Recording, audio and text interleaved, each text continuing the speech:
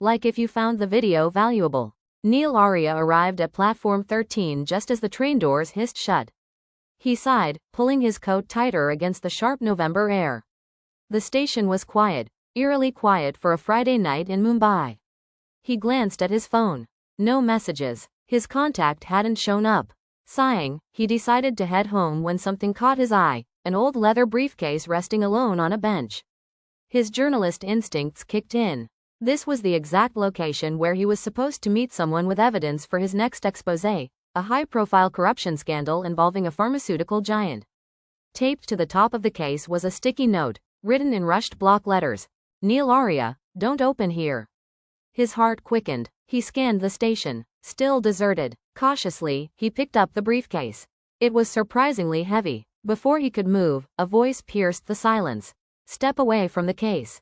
Neel turned to see a man in a dark jacket and surgical gloves pointing something that resembled a gun, but bulkier. I know who you are.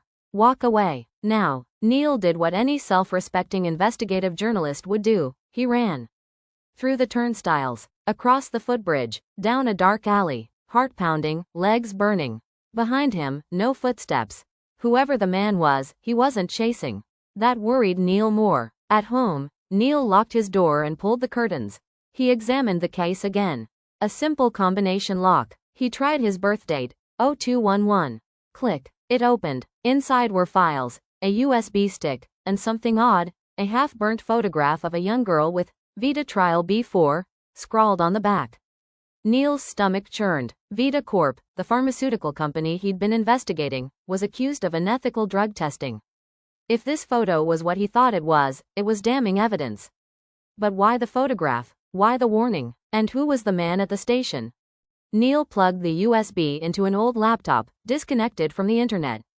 Videos, patient logs, confidential emails, children used as test subjects for unapproved drugs. One folder was labeled, Whistleblower Testimony, Dr. Aurora. As he opened the first audio file, a crash echoed from his front door. Someone was trying to break in. He yanked the USB out and slid it into his sock. The door gave way. Neel barely had time to dive behind the couch as two men in black rushed in. They weren't just thugs, they moved like trained operatives. One headed for his desk. The other began sweeping the room. Neel held his breath, silent. They left after 5 minutes. Probably thought they'd beaten him there. He waited another 10 before moving. His hands trembled as he retrieved the USB. The next morning, Neel emailed the files, anonymously, to his editor and 3 trusted colleagues. He booked a flight out of the city under a false name.